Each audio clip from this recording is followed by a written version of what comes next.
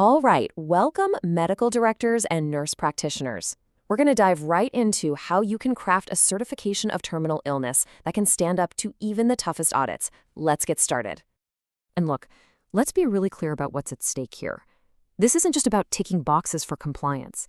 A ZPIC audit, that's a Zone Program Integrity Contractor, they can literally freeze your payments, and they don't even need to allege fraud to do it. All they need is to decide there's a lack of medical necessity. It's a massive financial risk, and it all comes down to your documentation. So, how do you protect your agency from that? Well, it really boils down to one single critical document, a bulletproof certification of terminal illness, the CTIA. And to help you build one, we're going to walk through a really straightforward three-pillar framework. Think of this as your guide to making a CTIA that's not just technically correct, but clinically rock solid. Okay, our first pillar is what I call the technical scaffolding. You have to think of this as the absolute non-negotiable foundation. If you get this part wrong, if there are any cracks here, the whole thing can just fall apart, no matter how strong your clinical case is. Now, these requirements look pretty simple on the surface, right? But you'd be surprised how often they become pitfalls. A stamped signature, a missing date, or writing something vague like benefit period 3 instead of the actual dates. These are the small technical slip-ups that get a claim denied before an auditor even looks at your clinical reasoning.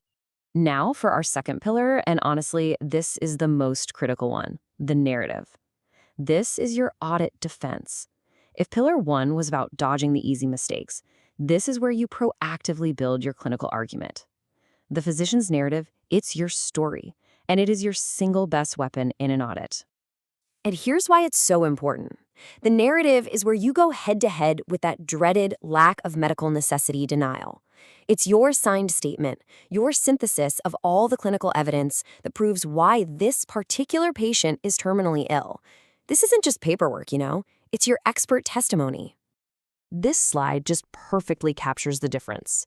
Over on the left, you see the stuff that auditors flag immediately. Generic, cloned language. It looks like it could apply to anyone. But on the right, that's our goal. It's an individualized story of this patient's decline, and it's backed up by specific measurable data. It's pretty obvious which one tells a compelling and much more defensible story.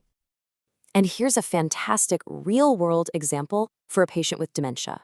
See how powerful this is? It doesn't just say patient is declining. It gives concrete facts, a new ischial wound, the inability to sit upright, a specific drop in oral intake from 75 to 50%, and a measurable decline in mid-arm circumference, the MAC score. You are painting a vivid, data-driven picture of exactly how this person is declining. That is what an audit-proof narrative looks like. And you gotta know, CMS has some very, very strict rules about this narrative. The certifying physician has to write it themselves. You absolutely cannot use checkboxes or pre-filled phrases. It has to have an attestation statement where you confirm you wrote it. And here's a big one. It has to be located immediately above the physician's signature. If there's any other text in between, that can trigger an automatic technical denial. Okay, let's get to our third and final pillar, mastering the face-to-face encounter. This is so important. For any recertification in the third benefit period and anything after that, getting the F2F right isn't optional, it's mandatory. This simple four-step process really makes compliance easier. First, timing.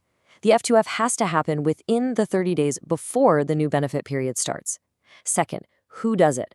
Only a hospice-employed nurse practitioner or physician. Third, the attestation. The provider who did the visit has to sign and date it. And finally, and this is the crucial link, the certifying medical director has to explain in their narrative how the findings from that F2F support the final prognosis. Now here is a question that trips up so many hospices. If you, as the nurse practitioner, did the face-to-face, but the medical director is the one signing the CTI, your attestation must have a very specific phrase. It has to say that the clinical findings were provided to the certifying physician. Seriously, without that exact link, the whole chain of documentation is considered broken. All right, we've built our 3 pillars. Now let's do a quick, rapid-fire round of the most common and most costly mistakes that can make the whole thing come crashing down. Think of this as your final checklist before you sign. These right here are the top offenders. These are the bright red flags that auditors are trained to look for first. A stamped signature? That's an automatic denial. A missing or cloned narrative, it just screams that you weren't paying attention. Vague dates instead of the specific start and end dates, that's a guaranteed technical fail. Please don't let these simple errors undo all of your hard clinical work. Check this list every single time.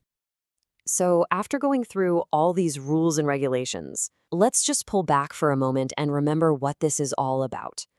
It's so easy to see all this as just a heavy regulatory burden, but I want you to try and reframe it. Great documentation, it really is a fundamental act of patient care. Because what you're doing here is so much more than just justifying a payment.